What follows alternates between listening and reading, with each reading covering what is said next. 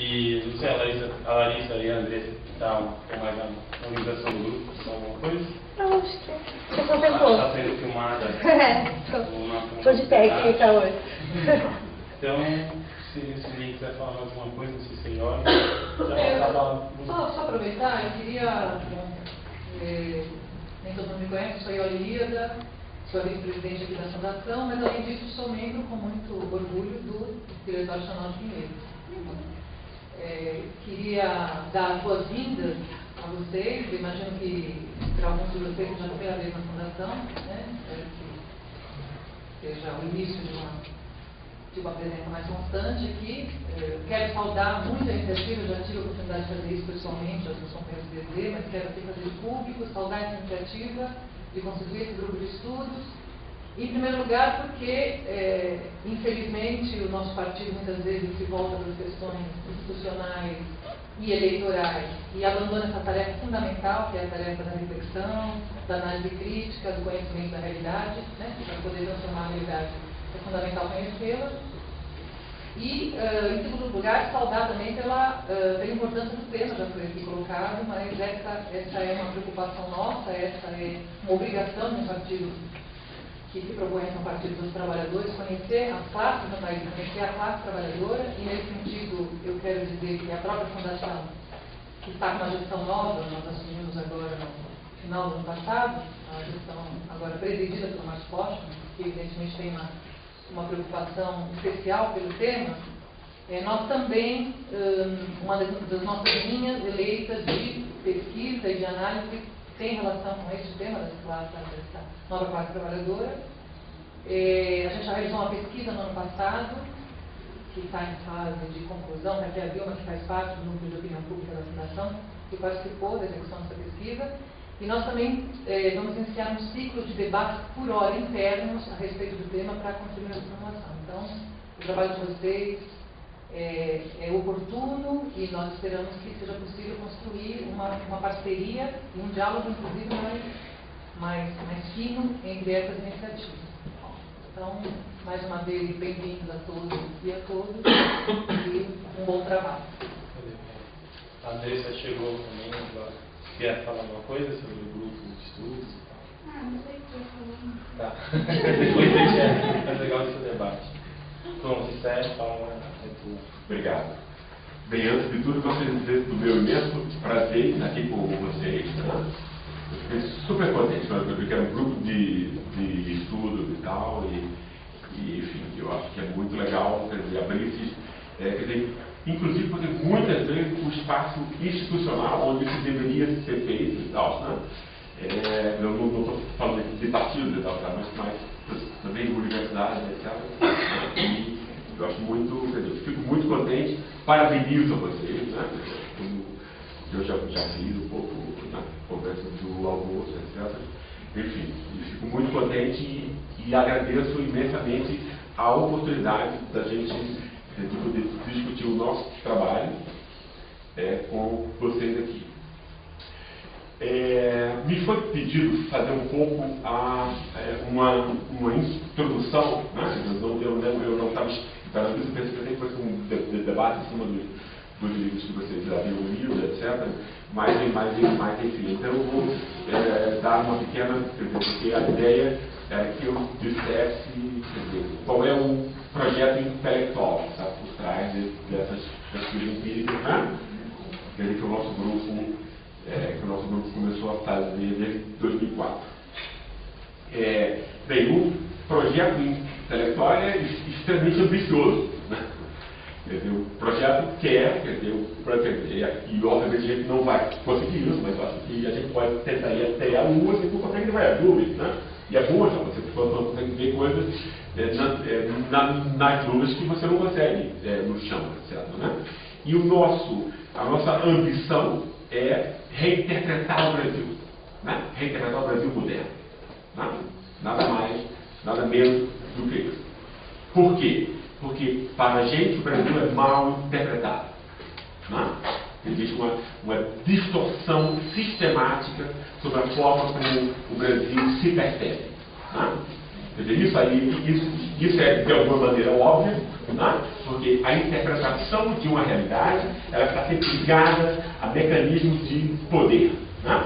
Quer dizer, se não houver esse mecanismo de poder que mantém e reproduz interesses inconfessáveis, ou seja, que não podem dizer o seu nome, o mundo seria transparente.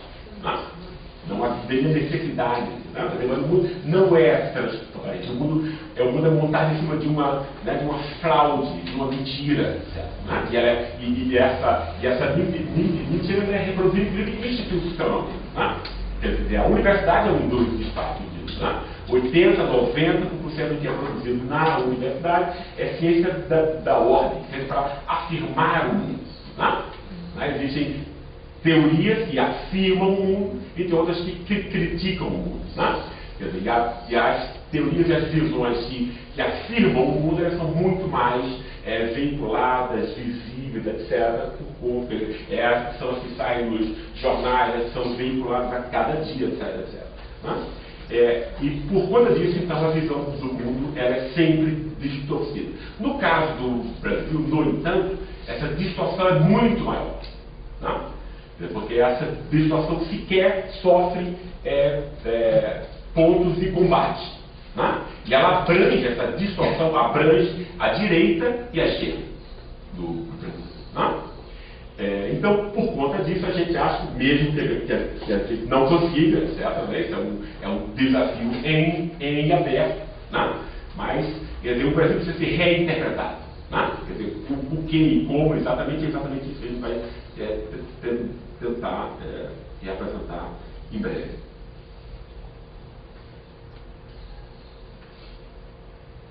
Antes de tudo, eu gostaria de discutir primeiro o que é uma teoria. Quer dizer, como é que você pode reinterpretar uma sociedade inteira como um todo.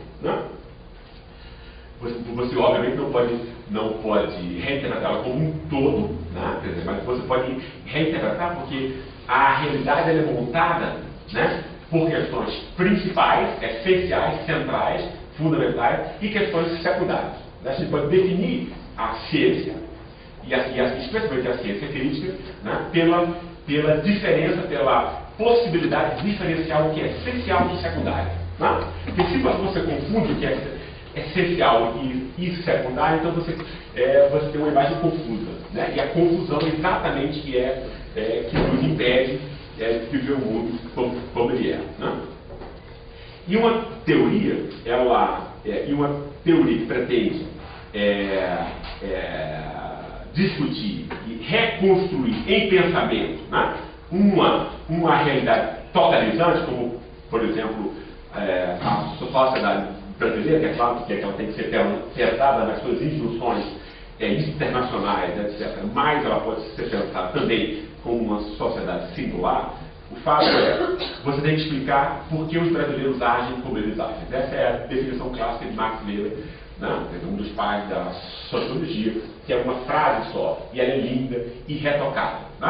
O que é uma ciência social? O que é a sociologia, no caso, mas a gente pode abranger isso para todas as ciências sociais. É a ciência que procura explicar por que as pessoas agem daquele modo específico e não de nenhum outro modo.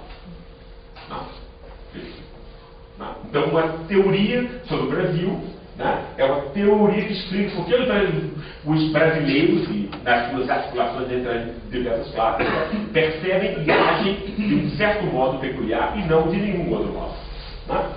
Isso é importante para que a gente saiba quais são os nossos, quais são os nossos inimigos aqui, no caso. Porque, por exemplo, não é toda teoria, não é todo autor que escreve uma teoria sobre isso. Por exemplo, você vai pegar, se vocês pegarem Fernando Henrique Cardoso, e a teoria da dependência, ela não é uma teoria sobre o Brasil. Ela não explica por que os brasileiros agem, por que eles agem. Desse modo, ela tematiza formas de inserção política e econômica do Brasil no capitalismo mundial. Claro que é uma questão importante, etc. Mas ela não é uma teoria sobre o Brasil. Eu gostaria de deixar isso claro. Para não confundir coisas. Porque isso é que vai explicar a minha hipótese seguinte, que é: no Brasil nós temos uma única teoria sobre o que é o Brasil, ou seja, como o brasileiro se comporta e na sua singularidade, na sua peculiaridade.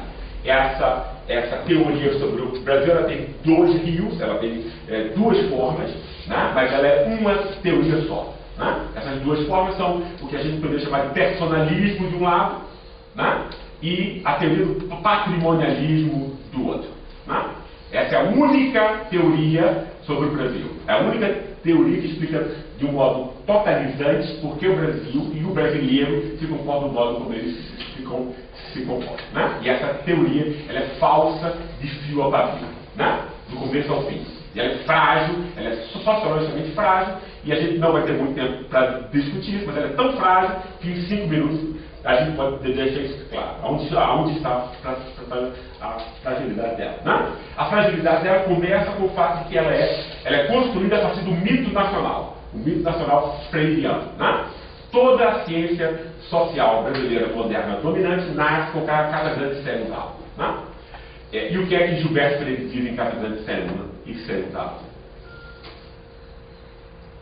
Ele diz que o Brasil vem de Portugal, não é isso? Continua a cultura portuguesa, né? E que o brasileiro é emotivo, né? Sentimental, sensual, né? O sexo é muito importante nessa cultura, que é uma coisa do corpo, né? O brasileiro representa as virtudes dominadas do corpo, assim como as mulheres e as classes trabalhadoras, né? O trabalho manual.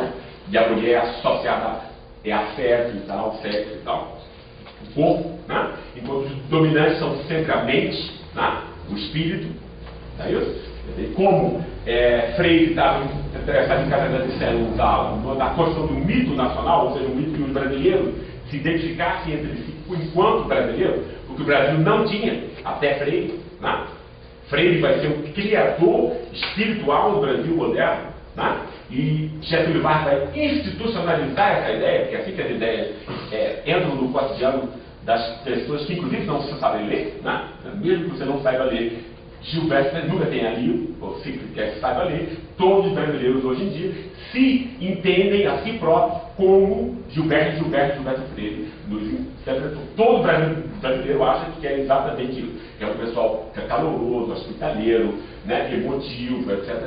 Isso não é um fato da natureza. Né? É uma criação histórica, né? E foi Freire que sistematizou essa ideia de um modo mais convincente. Como ela chegou a todos os brasileiros, uma espécie de segunda pele, porque Getúlio Vargas, né, nessa mesma época, né, os dois eram inimigos pessoais. Uma das maiores bobagens que alguém pode fazer é confundir a esfera pessoal e a esfera substantiva. Né? Os dois eram inimigos pessoais, mas Freire deu a Getúlio Vargas exatamente o que ele precisava, que era o quê? Era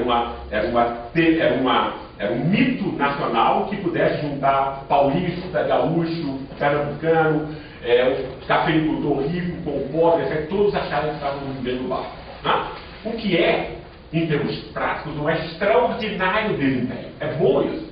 Né? É uma mentira, claro, obviamente, porque as pessoas são muito divididas entre si, a partir das classes, etc. Né? Mas é bom que você possa dizer, olha, é possível fazer projetos coletivos porque nós estamos todos no mesmo barco. Né?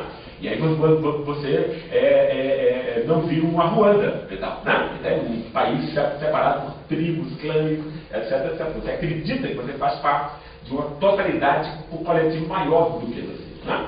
E foi exatamente o mito nacional freiriano que passou a ser ensinado nas escolas públicas, etc., né? Como um projeto político.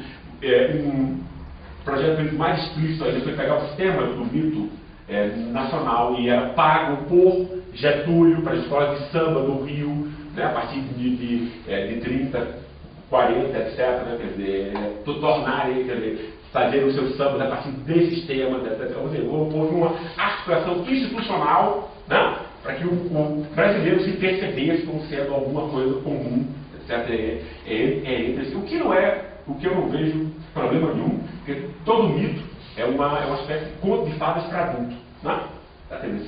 O que a gente tem que imaginar né? Tem alguém ali que está trocando pneu, o outro está montando um carro, o outro está obturando um dente, etc. Né? As pessoas estão das suas funções, né? Precisam saber questões como que sociedade é essa, onde eu vivo, de onde ela vem, para onde ela vai, etc. Né? E o mito nacional responde a isso. Né?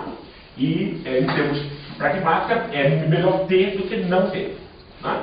Agora, problemático é o fato de que esse mito nacional, né, que pragmaticamente é bom, foi transformado, né, na concepção científica do Brasil moderno. Isso que a gente tem que deixar claro. Né? Essa concepção, o próprio Freire, né, usa o tema, vai entender como ele essa cultura luso-brasileira, etc., né? Que é uma ideia completamente absurda, né? Tem um déficit sociológico bem claro. Por quê? Porque as ideias elas não caem nem tomam as pessoas comuns como uma chuva que cai e a gente se molha. Não é assim que as ideias, os valores, etc., passam a guiar o comportamento prático de cada um de nós. Né? As ideias precisam ser institucionalizadas, que nem Getúlio fez com a ideia de Freire sobre o mito nacional. Senão, elas não vão ser importantes, não vão ter efeitos práticos. Né? E dizer que o Brasil é uma continuação de Portugal é um absurdo, é um total absurdo. Apesar de nós falarmos português, gostarmos de bacalhau, de botar um azeite, alecrim, etc. na comida, isso não nos faz português. Não? Por que isso não nos faz português? Porque a principal instituição do Brasil, colônia, que era a escravidão, ela era inexistente em Portugal. Né? Ou foi pontual e de pouquíssimos efeitos. Né? Então, as ideias têm que estar ancoradas nas instituições, os valores têm que estar ancorados nas instituições, senão elas não podem exercer os seus efeitos práticos. Então, o que a gente tem que dizer é que o Brasil não tem nada a ver com Portugal desde o ano zero, desde o começo. Né? Que aqui a instituição mais importante implicava uma forma de perceber o mundo, de relações de dominação, de relações de socialização, de solidariedade e conflito, e não tem nada a ver com a sociedade portuguesa. Não? Ou seja, em termos sociológicos, é frágil como castelo de cartas.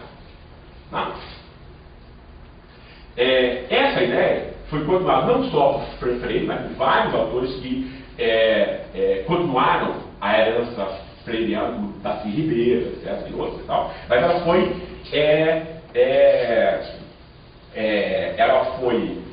foi depois também reinterpretada, mas mantendo essa mesma ideia essencial por Sérgio Buarque de Holanda, que para mim é o fundador da teoria mais conservadora sobre o Brasil, que é a teoria do patrimonialismo. O que é que Sérgio Buarque faz? Ele pega tudo que Freire tinha dito, ou seja, esse tema do Brasil emotivo, etc., o homem plástico para Freire, né? Ele pega o Brasil como uma sociedade pré-moderna. O que é que significa ser uma sociedade pré-moderna nesse caso? É uma sociedade cuja hierarquia é construída a partir de relações pessoais. Né? Então o homem cordial, né? Exatamente um outro nome que Sérgio Buarque inventa para aquilo que Gilberto Freire já tinha definido, porque o homem cordial é exatamente o homem clássico de Freire, sem tirar nem pôr. Né? É o cara que é emotivo, vai gostar mais dos amigos, que vai privilegiar os amigos, a lei para os inimigos, etc. Essas coisas eu estou cheio de nome desde que nasce entre nós. Né? E essa mesma ideia, ou seja, uma ideia que é sociologicamente extremamente frágil, né? Foi apenas transformada no seu contrário. Né? Psicanaliticamente, é muito fácil se pensar que se a ideia é o inverso, né? Ela é igual, como numa imagem do espelho. Né? Por exemplo, para que, né? Todos nós que já tivemos desilusões amorosas, a gente sabe que se a gente ama muito alguém e essa pessoa nos dá um boné, um bilhete azul, né? A gente no começo, pelo menos, odiar essa pessoa.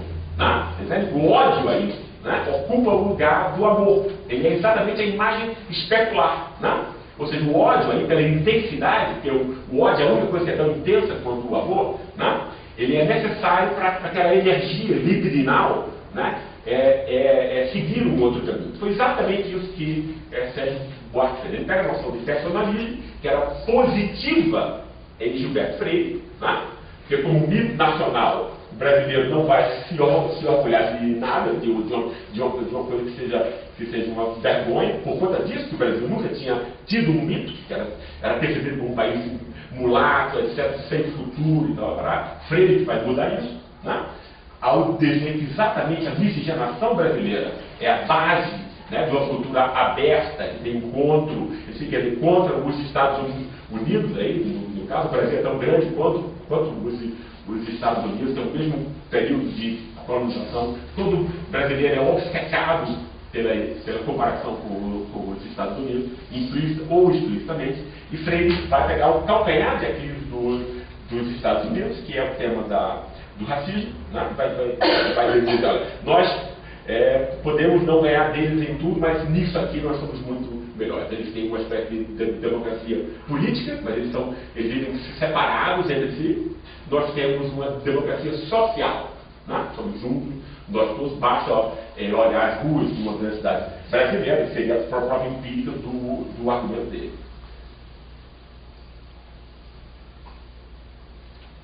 O que Sérgio Buarque vai fazer é pegar esse tema que era positivo em Freire e transformar em negativo. Né? E com isso ele instaura o centro, o núcleo do discurso público brasileiro que nos domina até hoje, que é o discurso liberal conservador. Né?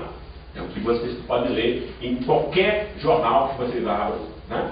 Qualquer dia da semana vai estar dizendo aquilo que Sérgio Buarque disse em Raízes do Brasil. Né?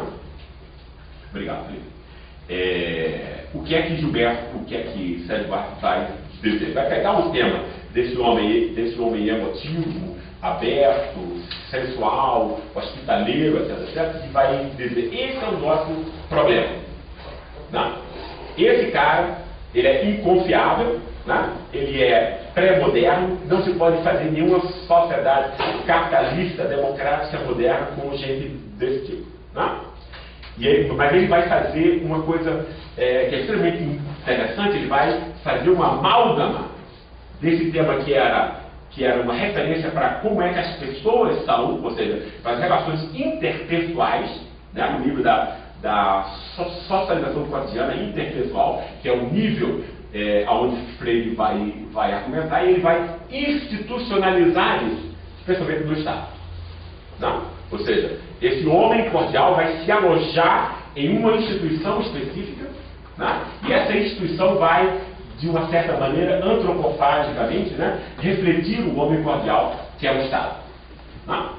Em Sérgio Buarque ainda não tem a idealização do mercado de um modo muito explícito. Né? Mas já tem, porque ele só vai condenar o Estado. Né?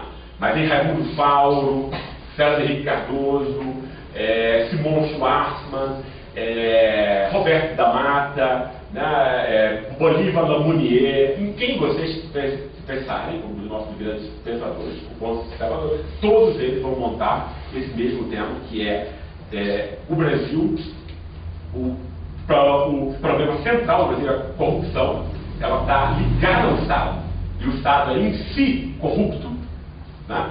E ineficiente, e o mercado é a base, o reino de todas as virtudes. Né?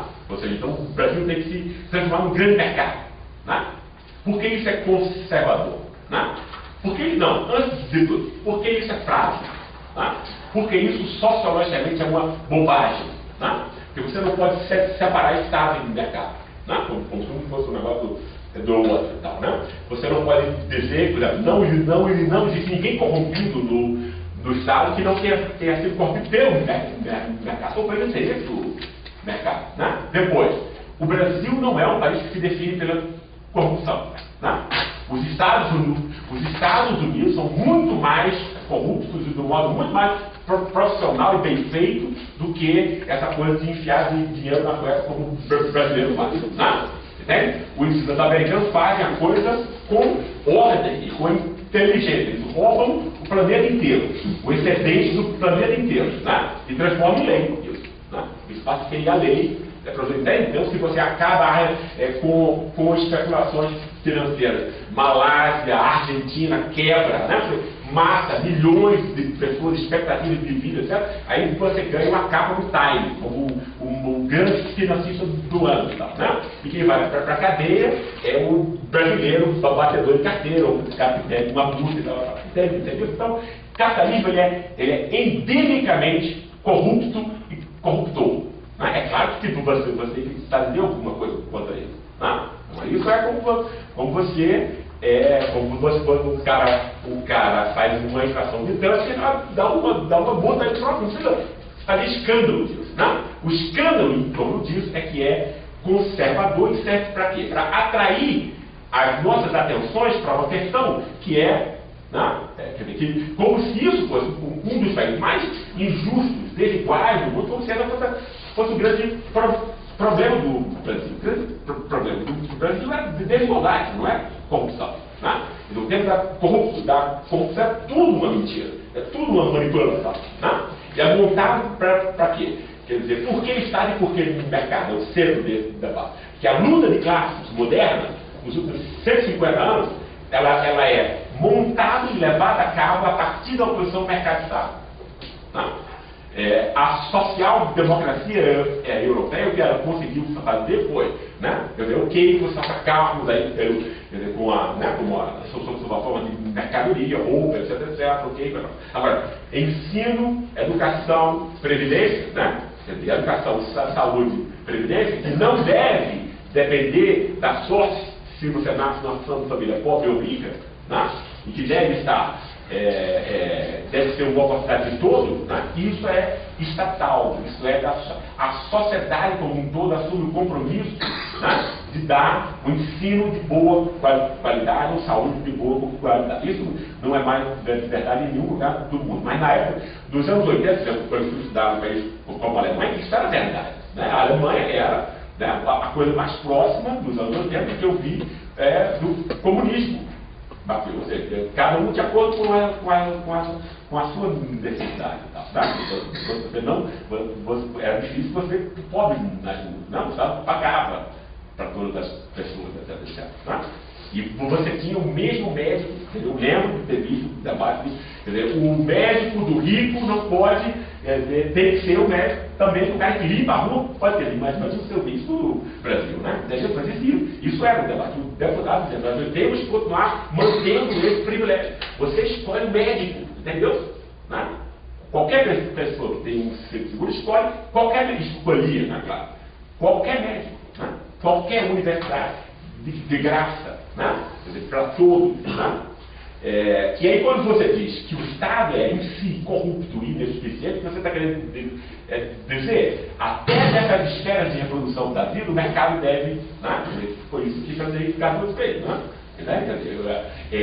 A universidade, então, deve ser dada para Paulo Renato, etc. Tem que montar isso em termos de lucro, etc. Esse termo da corrupção serve para isso. Não. Ele é bobagem do começo ao fim. Não. Ele serve para manipular.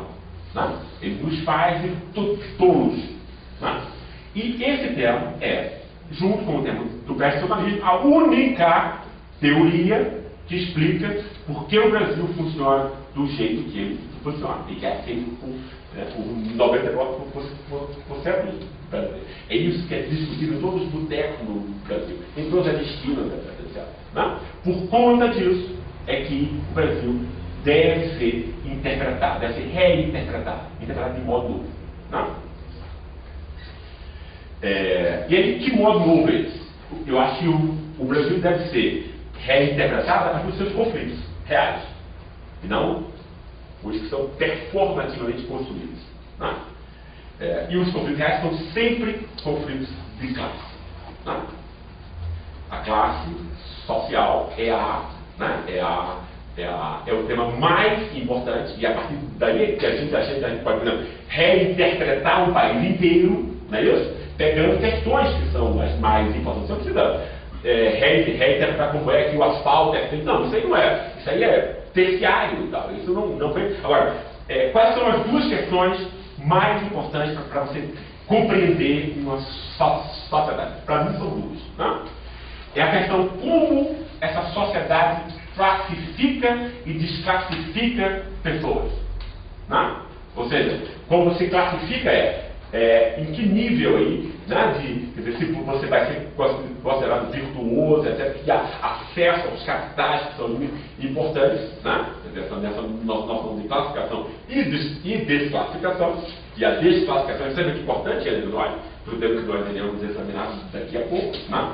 Você pode simplesmente sequer classificar. Né? Você pode classificar alguém como um bom trabalhador manual. Essa pessoa vai ser incluída no capitalismo competitivo. Né? Mas ela vai ser incluída de um modo menor. Por quê? Porque o capital econômico, cultural que ela vai incorporar é menor do que um cara da classe média verdadeira, né? Que vai monopolizar capital cultural de difícil incorporação, né? Língua estrangeira, pós-graduação, teorias complexas, etc. Né?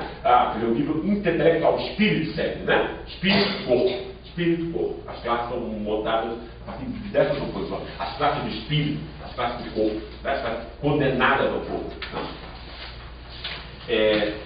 E essa questão, não existe nenhuma questão mais importante do que essa. Por que não existe nenhuma questão mais importante do que essa? Porque essa questão, ou seja, quais são os capitais que vão habilitar, né, a partir desses critérios classificatórios, o acesso a todos os bens materiais e ideais, as quais nós todos sonhamos quando estamos dormindo e sonhamos acordar quando nós não estamos. 24 horas do dia, os nossos desejos estão acoplados, né, ao acesso a bens materiais ou ideais, prestígio, autoridade, reconhecimento, autoestima, amor, né? O relacionamento erótico, né? Ele tem a ver com capitais, tá claro, né? Quer dizer, todo esse acesso, né? Quer dizer, devia ser uma romantização para evitar que o nível dos interesses seja percebido e visto, né? É claro que uma moça da classe média paulistana, não é isso? Não vai levar para o jantar com os seus pais um rapaz que não sabe nada de cinema, literatura, etc. Não vai ter nenhum capital cultural. Leva? Não fica ter 15 anos sem querer ofender a mãe, né? Os capitais são extremamente importantes para o acesso, né, a conquistas eróticas, né? Por exemplo, né? Isso aí é um bem ideal, mas é um bem do qual tem competição, tanto quanto tem que pelo carro novo, pela casa com varanda, por uma roupa de grife, etc. Né? Então todos os bens são decididos pelos princípios que classificam e desclassificam pessoas. Né? Tá? Então, não existe questão mais importante do que essa. Tá? E não é questão de dinheiro, é questão de poder. Tá? Dinheiro em si é nada, sem a garantia política e jurídica que ele incorpora. Tá? Então, é o poder que vai decidir sobre todo o acesso positiva ou negativamente privilegiado a todo bem e recurso escasso. Tá? Então, não existe questão mais importante do que essa. Não é o que o Estado ou isso aí você frauda o mundo. Tá? Importante é isso. Tá? Importante é acesso a esse sistema de poder. É isso que é importante. É isso que está em jogo na política, na economia, etc. Tá? E por conta disso a gente não precisa ficar cuidando de questões seculares, tem que saber o que é principal. Né? A outra questão essencial está ligada à eficácia dessa questão. É a questão da legitimação da dominação. Né? Ou seja, toda a sociedade capitalista moderna ela tem a ver com o esquema de dominação. Daí, por que ela tem a ver sempre, necessariamente, com o esquema de dominação? Porque a sociedade capitalista moderna ela vive da ilusão de que ela é igualitária e justa. Né? Toda sociedade moderna diz que é igualitária e justa. Né? É isso que o mercado diz. Né? O mercado diz, olha, eu pago 500 vezes mais ao cara lá da Avenida Paulista que trabalha no Itaú e mexe com o mercado de capitais. 500 vezes mais do que o nordestino que limpa a sala dele. Né? O cara é 500 vezes mais produtivo. Né? Então é justo. Não é isso? Ou seja, existe um tema de não existe economia enquanto tal, neutra, né? Cálculo, objetivo, não. Tem critério de justiça implícito. Né? A economia foi construída como uma esfera da vida, uma ciência pseudo-neutra, né? Através de séculos de trabalho ideológico para que ela fosse percebida desse modo. Né? Mas o mercado capitalista tem no seu núcleo, né? uma mensagem legitimadora e justificadora da dominação, que é da igualdade. Né? O Estado líder, né? O Estado líder faz o concurso público. Não, quer coisa mais justa, né? Não é isso? Então a legitimação da dominação e é uma sociedade que obviamente não é igualitária e justa. Não, ela é desigual. Né? Como? Não é isso? Então, uma teoria que não seja uma teoria manipulatória dos interesses, que nos faça de tolos, por que a teoria que foi a corrupção como o termo mais importante do Brasil, ela é manipulatória? E ela vive de fazer a nós todos, e o Brasil inteiro, de tolos. Por que ela nos faz de tolos? Né? Ela nos faz de tolos porque ela esqueci agora, eu guardei que eu entendi, eu estou encontrando. Já que eu estou tomando 2 cafés, né? Tomando terceira. Assim, ela nos faz de tolos porque o que ela faz ela pega o interesse de mercantilizar todas as dimensões que estão sob a ação do Estado de meia dúzia de pessoas. Tá? No caso do Brasil, quase todos não moram aqui. Né? Os grandes bancos, os grandes industriais, esse pessoal tem realmente interesse numa integração do Brasil que diga, olha, o Estado é sempre ineficiente, ontologicamente corrupto, etc. E o mercado é uma coisa linda, virtuosa, então a gente tem que montar, tem que pegar toda a esfera da vida para o mercado. Né? Isso, em termos, se isso fosse um interesse transparente, isso interessa a meia dúzia de pessoas. Né? Tá? E isso é contra o interesse de 99% da população brasileira. Como isso é tornado palatável? Né? Porque essa mensagem, né? Que é uma mensagem de um partido. Né? O programa do PSDB é o raiz do Brasil transformado em programa partidário. Né? Embora o termo da corrupção pegue o PT, né? Toma em parte, isso é uma coisa que, como enquanto discurso dominante, ele se espraia, né? De todos os outros discursos. Né? Ele toma um lugar, a força e a voz de discurso alternativo. Né? Tem que compreender isso. Né? Como é que essa loucura da corrupção é transformada em discurso popular? Porque se você tem uma parte expressiva da população que tem interesse em quê? Tá?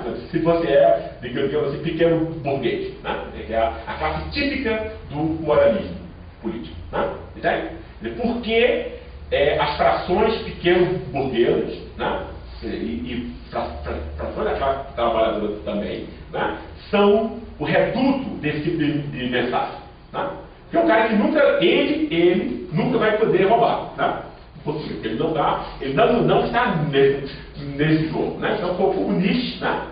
Entendeu? O que Nietzsche escreveu contra Kant era isso. Olha, essa coisa de uma moralidade abstrata e tal, esse negócio não me convence, porque quero ver na hora, né, do conflito, da contradição ali, como você age. Né? Entendeu? Como é a classe? Jamais vai ter esse dilema nietzschiano, não é isso? Então, ela pega o seu ressentimento, né, da fora, transforma em moralismo. Daí você olha, eu não sou o cara mais rico, não posso roubar e tal, tá falando aqui, né? Mas eu sou santo. Né? O restante do pessoal lá é ladrão. Né? Eu não. Né? Você externaliza, você dá uma linguagem para esse tipo de ansiedade e de ressentimento inarticulado, né? De setores amplos da população. Né? Porque esse tipo de mensagem, né? Entendeu? Tem votações, e ele mandou já no país muito tempo. Né? Você tem um eleitorado cativo que pode ser feito de tolo, né? Porque isso é contra os interesses reais dessas classes. Né? E aí, por conta disso, ou seja, se o Brasil é distorcidamente interpretado, né, por um discurso dominante que abrange esquerda e direita, como ele pode ser interpretado de outro modo? Né? É claro que é um projeto ambicioso, eu não estou dizendo aqui que a gente conseguiu, assim, mas enfim, é o que a gente quer fazer. Né? E isso é uma coisa que ninguém consegue produzir isoladamente. Tem que montar um esquema de pessoas que têm interesses e tal. Tem que montar um grupo, né, onde você pode juntar inteligências, né, direcionadas a um interesse específico. Foi isso que nós tentamos fazer. Né? E aí nós tentamos ligar essa leitura de classes com o tema da gente, eu acho que não vale a pena, não sei se seja de interesse de vocês, que é claro que aqui está, tem a leitura de autores que a gente tentou trazer para iluminar a realidade brasileira. Isso é uma loucura brasileira, né? Que é pegar autores como Bourdieu, Foucault, Habermas, como um enfeite, não é isso?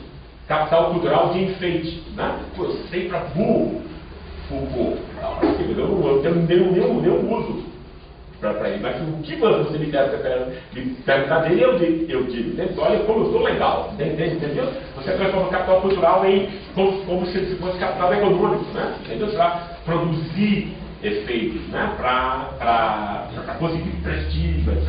Né? Você não usa o capital cultural como uma ferramenta de transformação e interpretação da realidade. Né?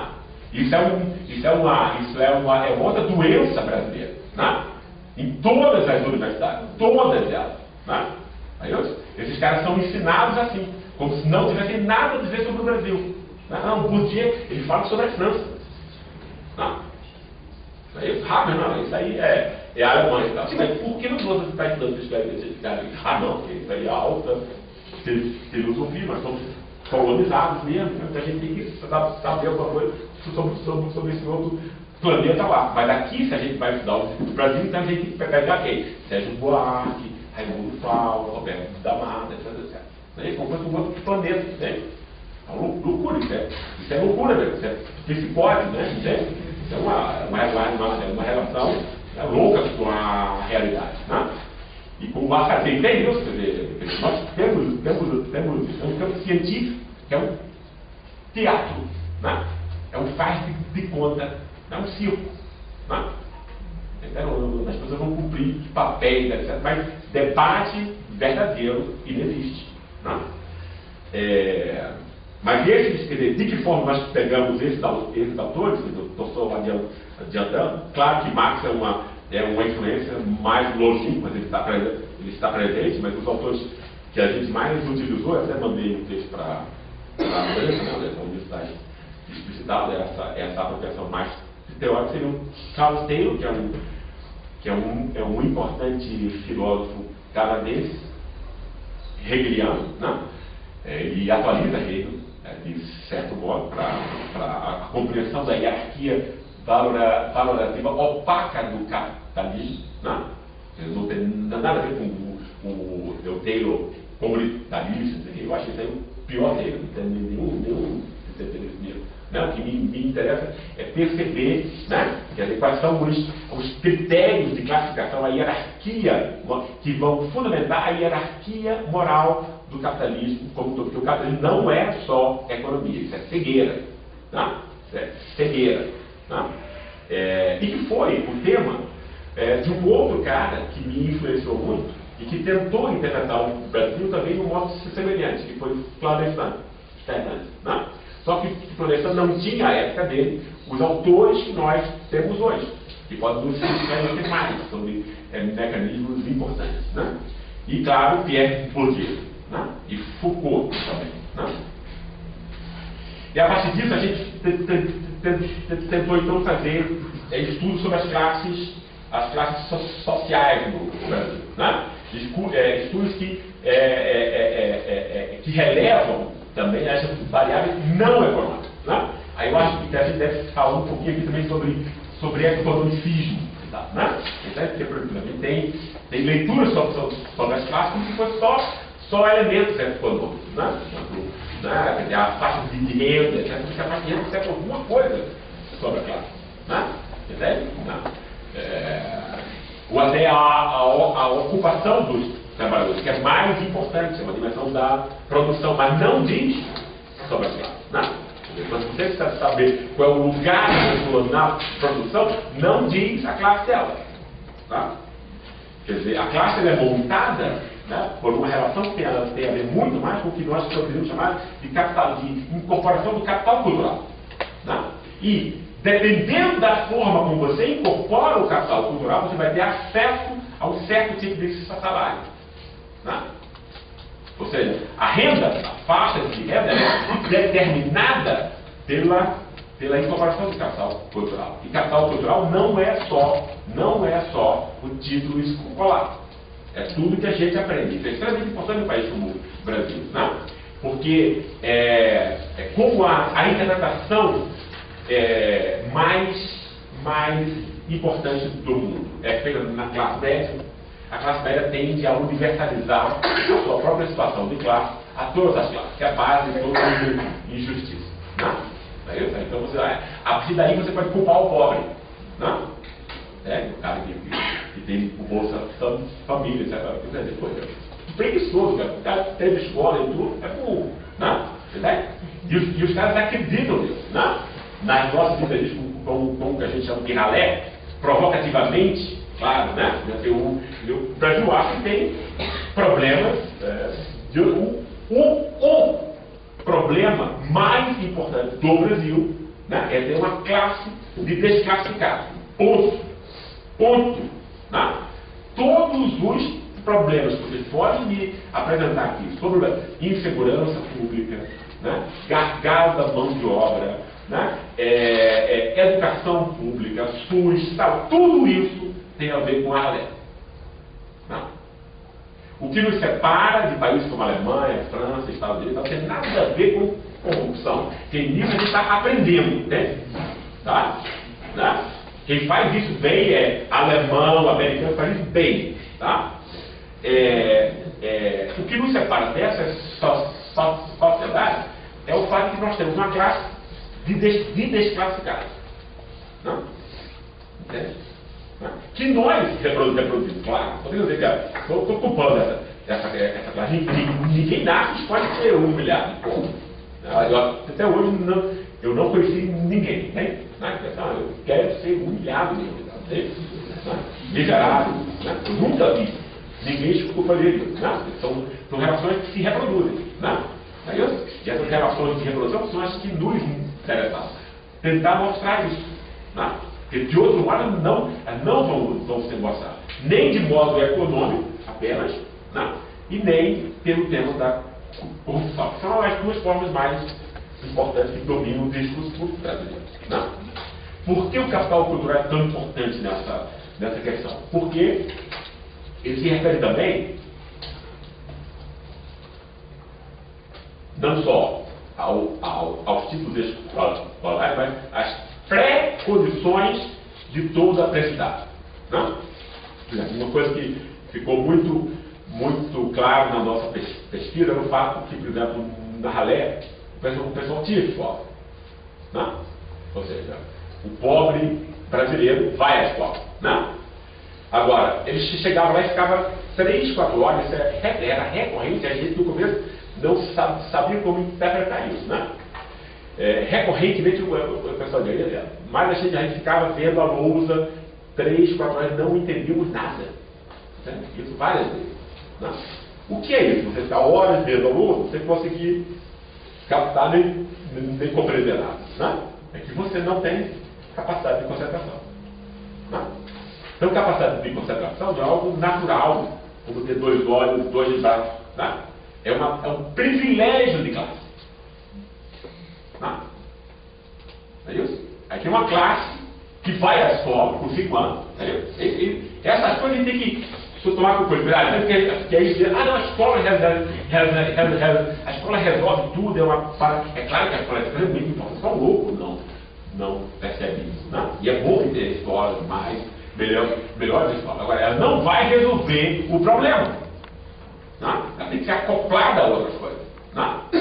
Por quê? Porque tem uma classe que chega na escola como perdedora. Ele já perdeu.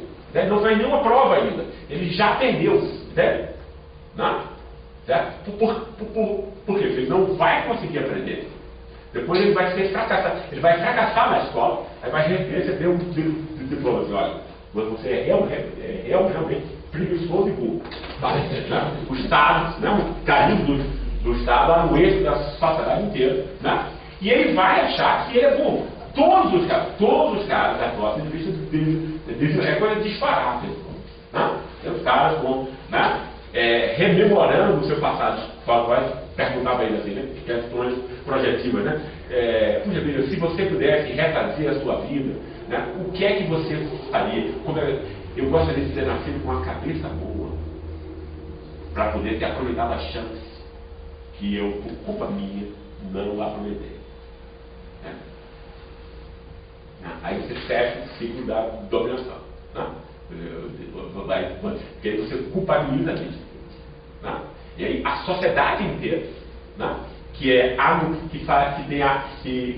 se compraz, né? e anule com a existência dessa classe